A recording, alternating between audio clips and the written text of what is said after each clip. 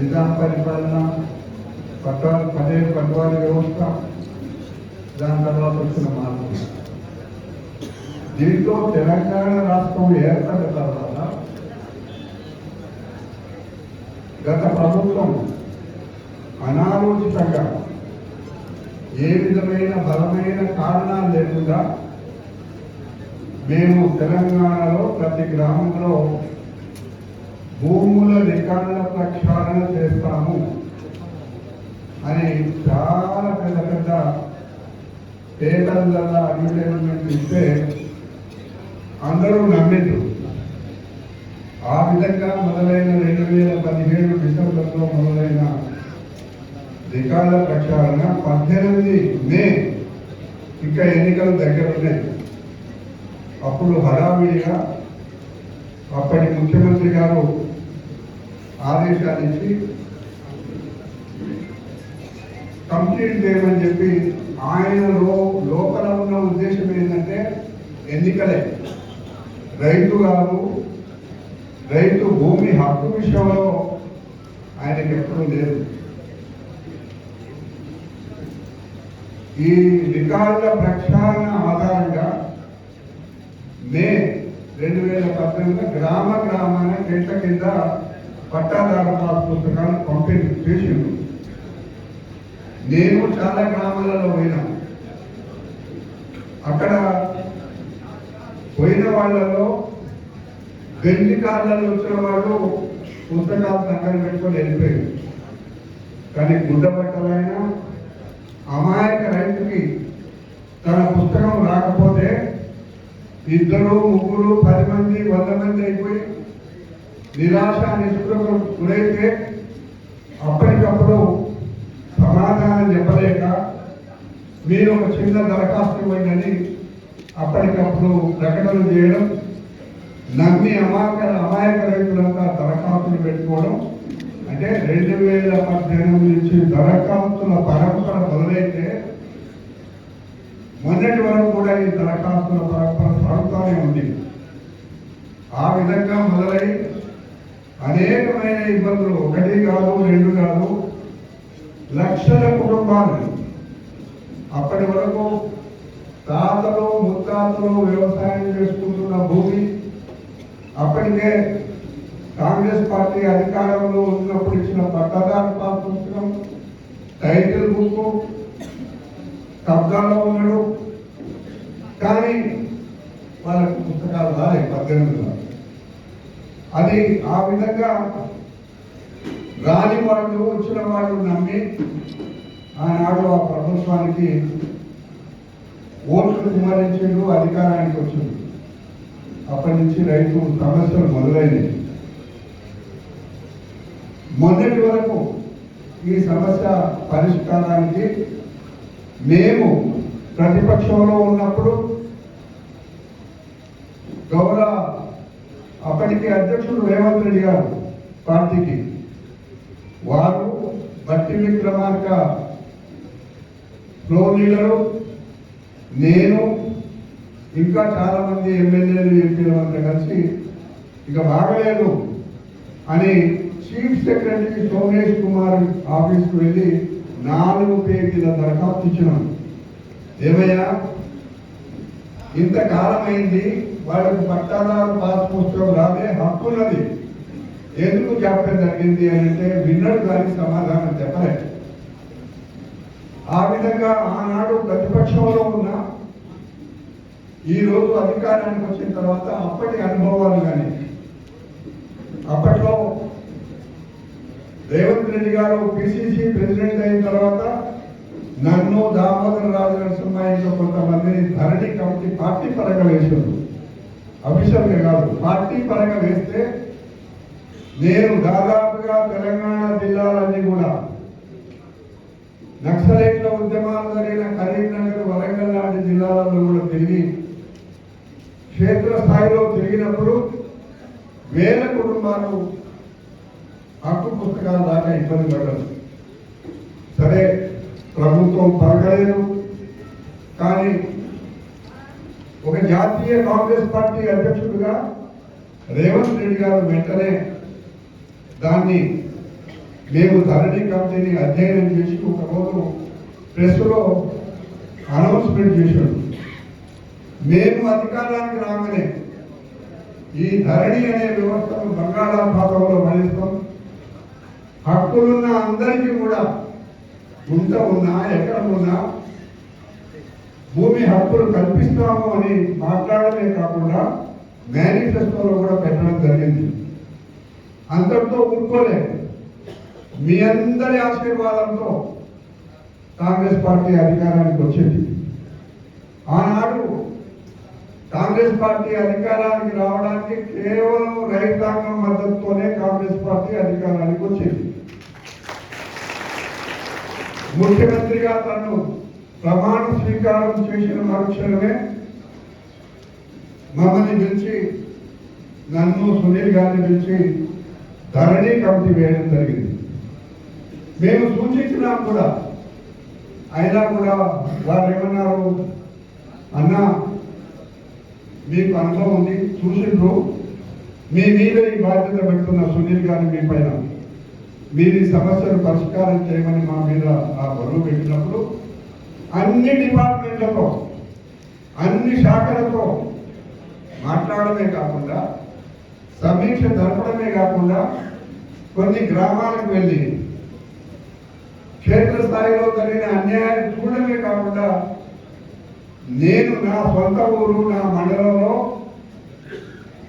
సునీల్ గారి సహచరులతో కలిసి ఆనాడు రెవెన్యూ మినిస్టర్ గారు ఒక మోడల్గా మీరు చేయండి, దీని లోపాలను గ్రహించండి అని అంటే ఆ మోడల్గా యాసారం మండలంలో చేసిన నివేదిక కూడా ప్రభుత్వానికి చేయడం జరిగింది.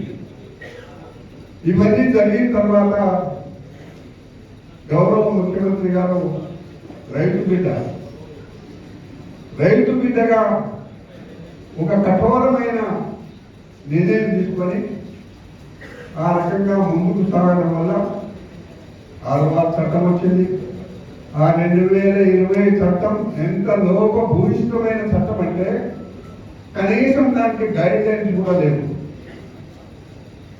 అట్లాంటి చట్టం వద్దు అనుకుని 2024 6వ చట్టం తేవడమే కాకుండా ఆనాడు ధరణి అనే ఒక తాడు పేరు దీన్ని ఇది ఉండొద్దు అని ధరణి పేరు మార్పించి భూభారతి అని పెట్టడం.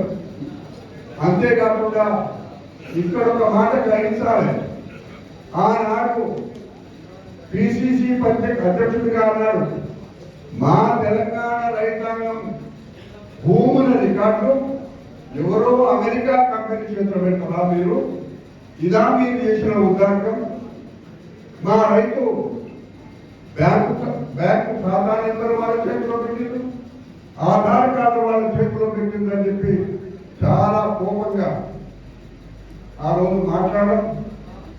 దాని తర్వాత ఆ అమెరికా కంపెనీ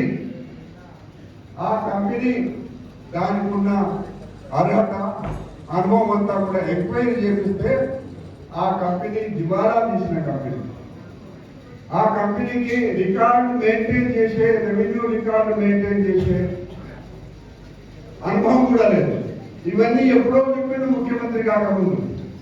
సో ఈ విధంగా చాలా ఈరోజు కోదండరావు గారు వేదిక పైన ఉన్నారు.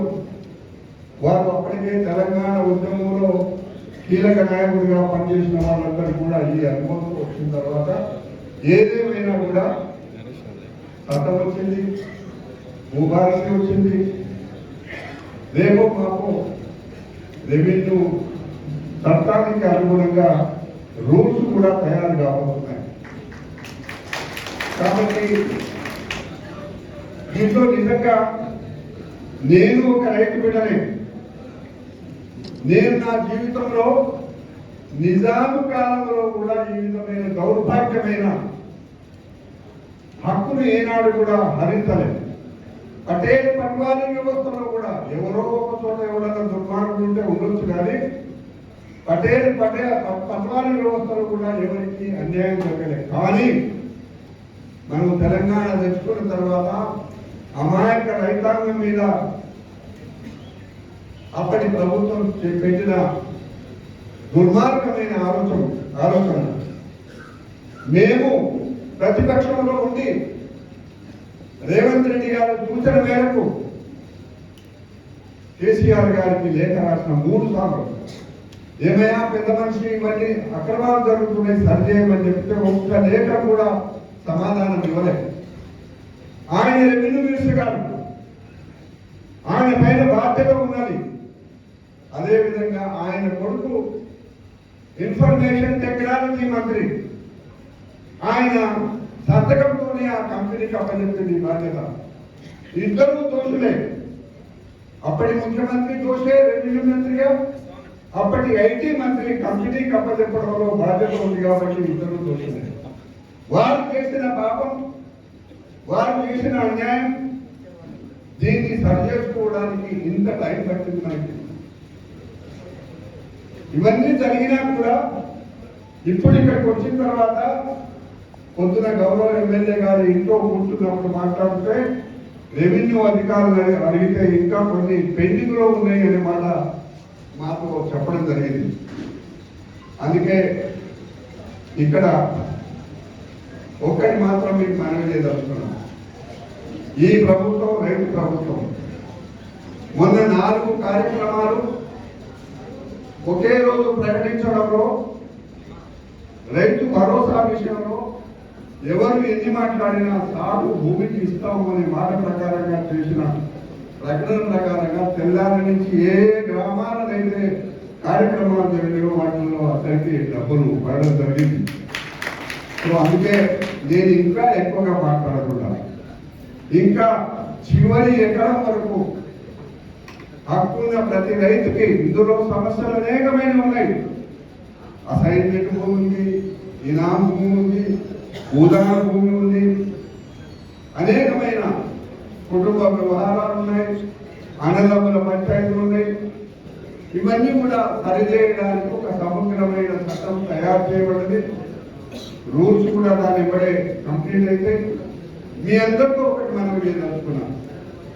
ఈ ప్రభుత్వం ఆనాడు 2003లో జాతీయ కాంగ్రెస్ పార్టీ దేశంలో భూముల రికార్డులని సరిగ్గా ఉండాలని చెప్పి ఒక తీర్మానం చేసి 2004లో అధికారానికి రాగానే సోనియా గాంధీ చైర్పర్సన్ గా, మన్మోహన్ సింగ్ గారు ప్రధానమంత్రి అయితే ఒక తీర్మానం చేసి అన్ని రాష్ట్రాలకు డబ్బించారు.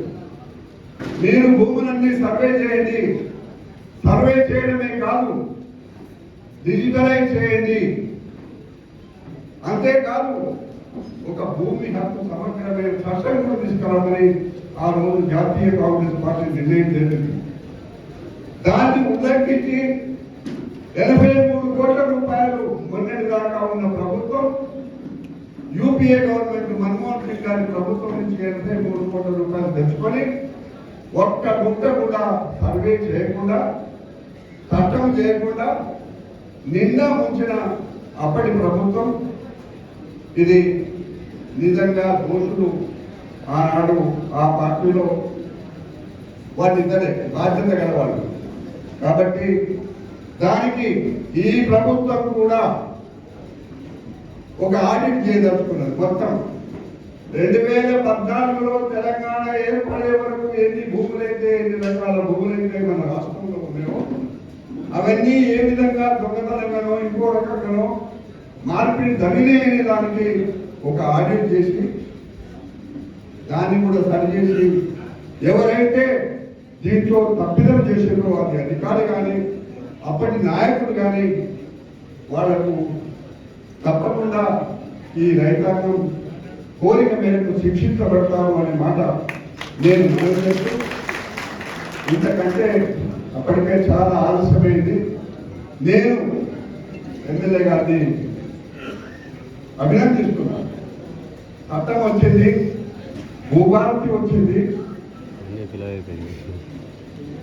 ఇవన్నీ జరిగిన తర్వాత ఆమెకు ఎందుకు వచ్చిందో ఈ ఆలోచన. కానీ వారు నా నియోజకవర్గానికి రండి, నా రైతులతో ముఖాముఖి మాట్లాడే ఏర్పాటు చేస్తారని పిలిచినందుకు మీ అందరి పక్షాన, తెలంగాణ రైతాంగం పక్షాన, రేవంత్ రెడ్డి గారి పక్షాన, మా కమిషన్ పక్షాన అమ్మ మీకు ధన్యవాదాలు. మీరు ప్రజల మనిషిగా మీరు ప్రజల సమస్యలు, కీలకమైన భూమి సమస్యలు పరిష్కారానికి చేయడంలో మీరు తీసుకున్న ఈ గొప్ప నిర్ణయానికి మిమ్మల్ని అభినందిస్తూ సెలవు తీసుకుంటారు.